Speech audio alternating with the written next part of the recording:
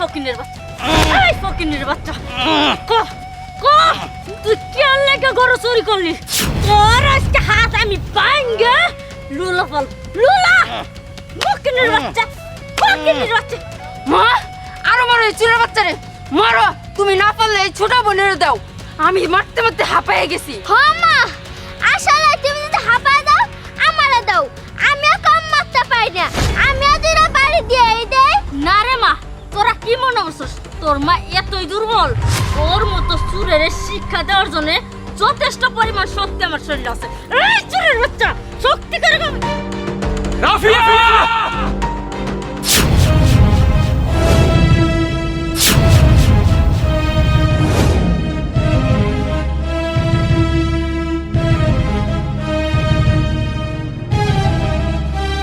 আমি কি দেখতেছি? ভাইজান রে তোমরা এমনি করে বাইন্দা রাখছো কেন? তুমি জানো না তোমার ভাই একটা চোর কি করেছে জানো? গতকাল আমাদের সেই বড় গরুটা ছিল চুরি করে বিক্রি করে দিছে। না বন্ধু, তোর বউ সব মিছা কথা কইতেছে। তোর এই শাশুড়ি, তোর এই যে বউ আর এই তোর শালি মিলা তোর বড় ভাইটার সাথে অমানসিক নির্যাতন করছে।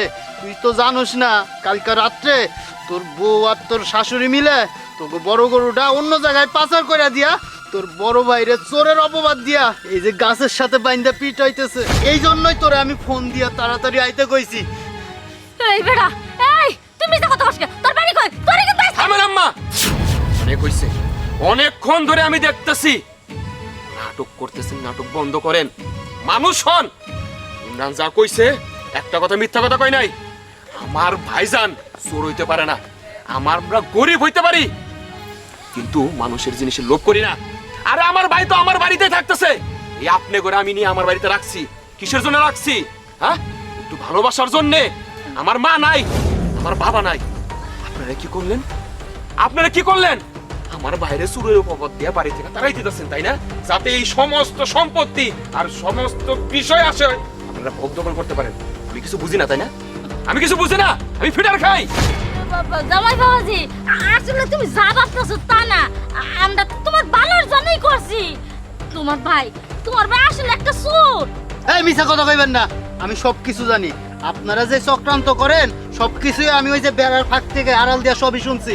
আপনারা যে কালকে রাত্রে চুরি করে গরুটা অন্য জায়গায় পাচার করছেন, আর এই যে আমার এই বন্ধুর বড় ভাইটারে, আমারও বড় ভাই, আমার ছোটকাল থেকে আমাকে দুই বন্ধুরে এই বড় ভাই কোলে পিঠে করে মানুষ করছে, আর সেই বড় ভাইরে এরকম অপবাদ দিতেছে না। তুই থাম কইতাছি, আমার সব কিছুই ক্লিয়ার হয়ে গেছে। যারা কিনা আমার বাপ সমতুল্য বড় ভাইয়ের গায়ে হাত তুলে চুরের অপবাদ দেয় তাদের এই বাড়িতে ঠাঁই হবে। আমি আপনার মাইয়ারে ডিভোর্স দিয়ে দেব। এই মুহূর্তে আমার বাড়ি থেকে বের হন, সব কটা এই মুহূর্তে আমার বাড়ি থেকে বের হবেন। না না সাইম, আমাদের বাড়ি থেকে বের করে দিও না, একটা বার সুযোগ দিও, একটা বার মাফ করে দাও আমাদের। হ্যাঁ জামাই বাবাজি, এবার মতো মাফ করে দাও, আমার মায়া ভুল করছে, আর জীবনে এই চুপ করেন, আর কোনো কথা কবেন না।